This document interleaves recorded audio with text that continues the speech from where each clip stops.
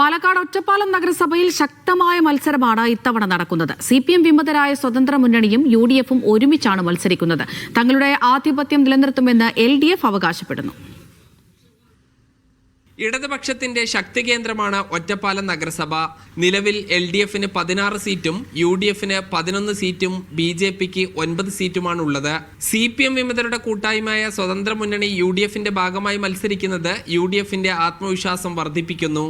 Shri SR Prakash മാഷയുടെ നേതൃത്വത്തിലുള്ള സ്വതന്ത്ര മുന്നണിയാണ് ഇവിടെ CPMന്റെ ആദർശം യഥാർത്ഥത്തിൽ ഉൾക്കൊണ്ട് പ്രവർത്തിക്കുന്ന ഒരു സംഘടന.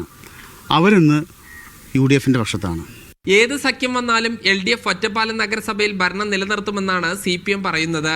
ഇടതുപക്ഷത്തെ തോൽപ്പിക്കാൻ UDFന് ആരെയാണോ കൂട്ടാൻ പറ്റുക അവരൊക്കെ കൂട്ടിയിട്ടുണ്ട്. പക്ഷെ കോൺഗ്രസിനകത്തുള്ളവരെ പോലും ഒരുമിച്ച് കൂട്ടാൻ അവർക്ക് പറ്റിയിട്ടില്ല. കോൺഗ്രസിന്റെ പല വാർഡുകളിലും അവർ തമ്മിൽ മത്സരിച്ചുകൊണ്ടിരിക്കുകയാണ്. കോൺഗ്രസിന്റെ ബ്ലോക്ക് പ്രസിഡന്റ് NK ജയരാജ് മത്സരിക്കുന്ന 25-ാം വാർഡിൽ ബ്ലോക്ക് ജനറൽ സെക്രട്ടറി ആയിരുന്ന ഉണ്ണികൃഷ്ണൻ വിമതനായി മത്സരിക്കുന്നുണ്ട്. വിമതനായതോടെ ഉണ്ണികൃഷ്ണനെ പാർട്ടിയിൽ നിന്നും കോൺഗ്രസ് പുറത്താക്കി. ഒറ്റപ്പാലം ബ്ലോക്ക് പഞ്ചായത്തിലെ 2 ഡിവിഷനുകളിൽ UDF സ്ഥാനാർത്ഥിയെ നിർത്താത്തത് BJPയെ സഹായിക്കാനാണെന്ന് CPM ആരോപിച്ചു. മീഡിയ 1 പാലക്കാട്.